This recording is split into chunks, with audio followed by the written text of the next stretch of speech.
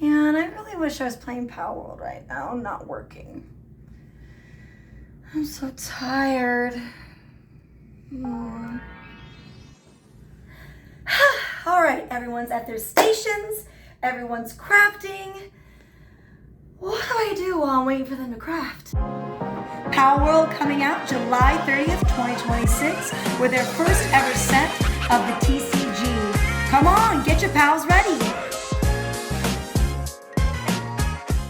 Hi everybody, my name is Elle. I'm with OnTheDL-Games. Today we're going to learn how do we play Palworld TCG. Let's get to it.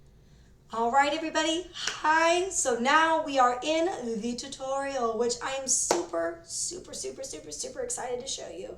So this website is made by Drake Year, who took the time and is a big fan and made this website. If you've played Flesh and Blood, Magic, and you had the Spelltop websites, it's similar to that, but you can make your own decks, and it's a great way to get a feel for what you want to do, so when the physical cards come out, you already know what you want, and it's just a great website. I highly recommend it. And if you can, there is at the very bottom, and I'll show you. At the very bottom, you can see here, you can even support the website with a donation, or you can even just join the Discord, which leads you right to all the Palworld Discord. It's a great place to see all the card reveals, updates, who got maybe some packs early if they did, if not, some cool events. I would highly recommend checking it out. This is my personal account. As you can see, you can make your own account and register. And my name is Noobidoo, so that is me on there. And you can actually create your own decks, which that'll be a whole nother different video and topic on how to use a deck builder, what you're looking for in your decks. We'll do that deck tech later. But for now, what I want to show you is the tutorial, because down here they actually have a tutorial, which is so cool about this website. And they also have, you can play versus a bot, so if you're not feeling up to par yet with playing against someone else, you can play against a bot and not worry about taking a long time on decisions. So we're going to do that today. We're going to go ahead and pick tutorial. Let's check it out together. Let's see what it looks like. So you hit tutorial, and this is the cool part. So I want to explain what you're looking at, because you're like, what is all this? If you're new to TCGs, or you just want to know what the board's like. So in order to pay for the cards, it's called a soul. And just like if you play One Piece, it's your Dawn. If you play Magic, it's your land. If you play Flesh and Blood, it's your pitch cost. It's what you have in order to be able to pay to play your card or your PAL. So where do you see that? In the top left corner, as you can see, 6, 4 in the little triangles, or it's grayed out, 2, blue, 3. All of these are your cost, your souls, in order to be able to cast it onto the field. So with that explanation, we're going to go ahead, and because we can see their hand too, we're against the bot, we're going to go ahead and get it going. The game even has a little explanation box in the corner, which is cool. The game starts with 2 players, each with 10 HP, which is your life. You can only have 50 cards in your deck, and you can have 10 souls total. And your draw, what you can do to start with, is 5, but there is no maximum hand size. So you start with 5, you draw 5 for the very beginning, but after that, there is no maximum hand size. We're at that point where I'm pretty much breaking it down for you. I just wanted to quickly show you what this looks like. If you want a more way to read what's going on, totally check out this tutorial thing. I'm gonna go back to the menu, and we're gonna play versus a bot, so that way we can actually have a hand and I can explain the cards and show you what we're doing, and you can see how the souls go. So we're going to decide who goes first, and they like to use rock, paper, scissors, or you can use dice, you can use numbers. It's however you and the other player decide. All right, perfect. So now I'm going to look at my hand. So right here I have a 6, a 7, a 5, a 2, an 8. Oof, it's kind of all high cost for me. So I'm going to take my 1 free mulligan, and see if I could draw something better, which I did. So now it's player one's turn. So player one did 2 souls. You see that? The bot drew 2 souls to begin, and they casted a lamb, which up there in the top left corner, you see the 2, and it's a 2 cost. And now here's the cool thing about this game. Once you cast your pal, you can go ahead. They all have haste, which means that you don't have to bring him in, turn sideways, and they can't attack yet. Nope, you can just send them flying. So if you're in Magic, everything has haste pretty much. You could just play it. Unless otherwise it says it on the card, but all pals have the haste. So with this, the lamb had the haste. But now it's, you see at the bottom there, you see the 300 with the 2 swords crossing like an X. That is your damage. So that is 300. That lamb can punch my face for 300. But here is where it affects me as the player. How do I go down in life with my 10 HP? You see that little symbol to the right of the 300, and it says number 1, and it looks like a nice little box, like a nice little like weird looking box or fist.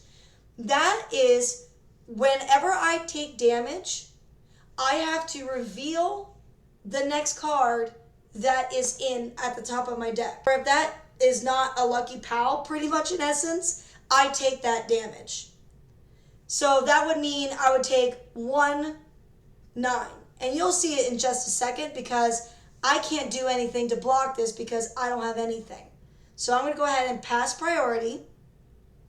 Now they're in the damage step. You see how it drew the card right here?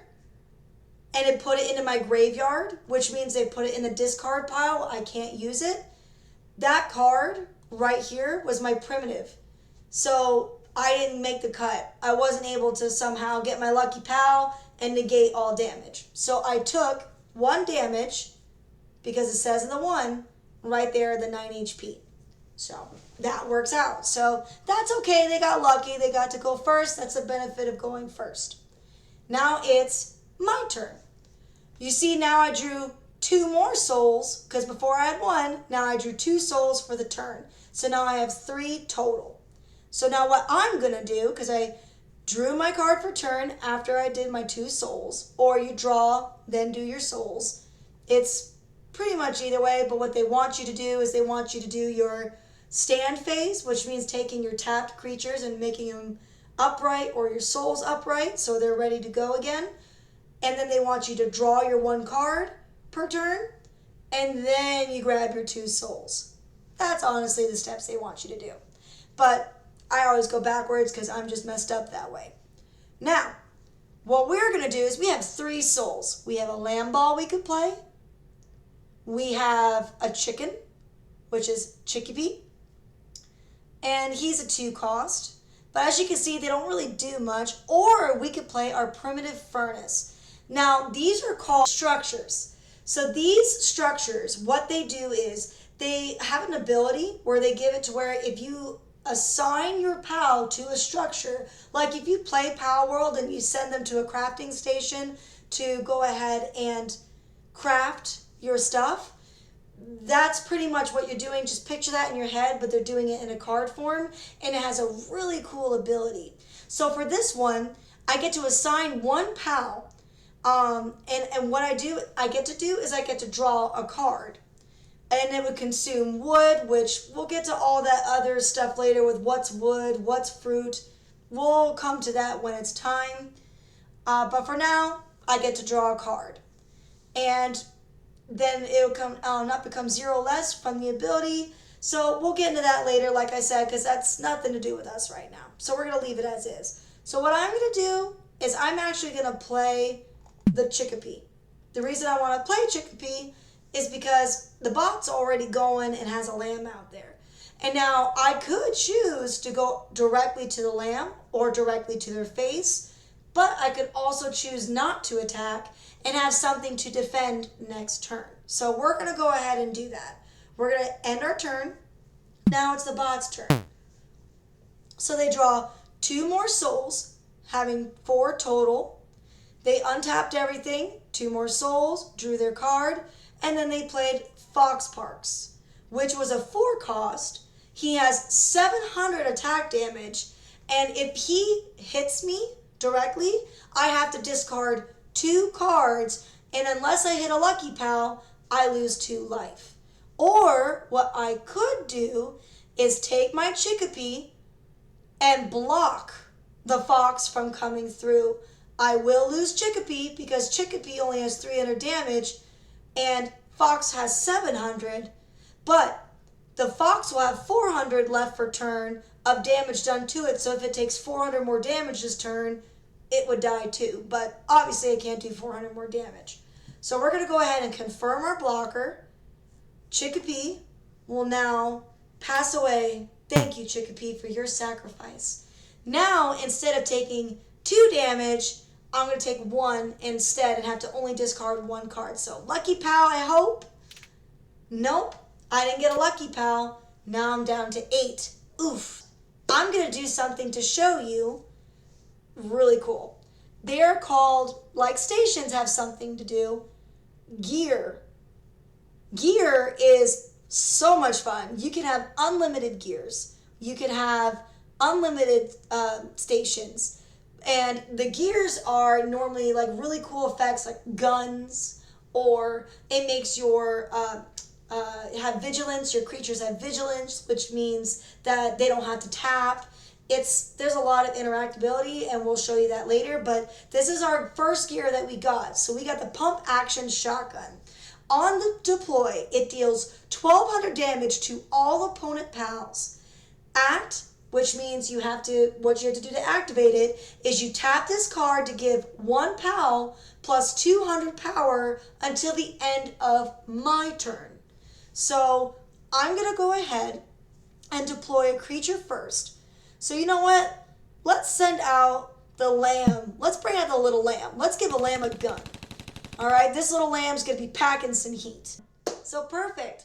So with that is pretty much the game, is that you have so many different avenues. You have like normally in Magic or in other games, whenever you draw a really bad hand or you don't have any cards in your hand, but you have a bunch of souls or lands or dawn or pitches and you can't do anything with it, I love that they made an escape where you can tap 3 souls to try to get card draw. So either you can maybe hopefully draw into your answer, a pal, or something to put on your board, or just to have a card for turn, or maybe you could get that Pengullet so you can have a quick play, so you can try to save yourself. There's so many different things you can do with that. It's just awesome.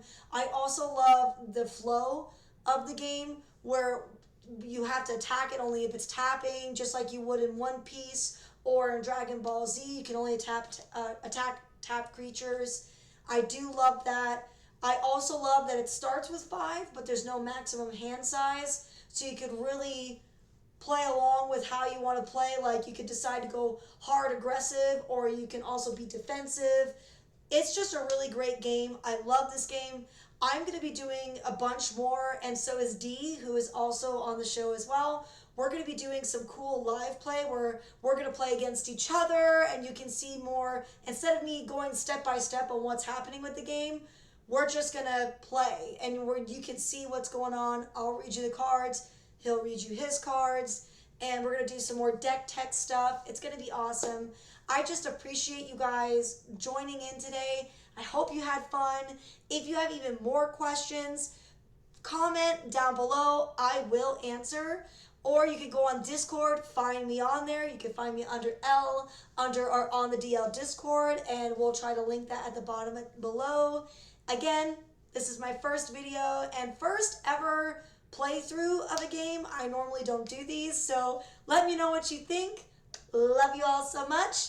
L out. Bye, guys. Hi, this is David from OnTheDL-Games here to talk about collectability.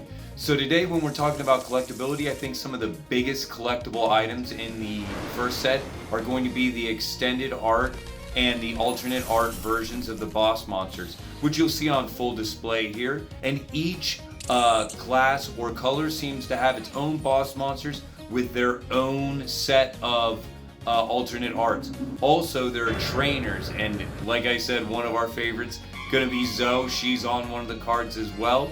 And talking about collectability, how can we leave out promos? And like I said, from the demo deck to the soul promo to the lamb ball and then the gilded foil for the soul, absolute extreme collectability, guys. Do not miss out on it.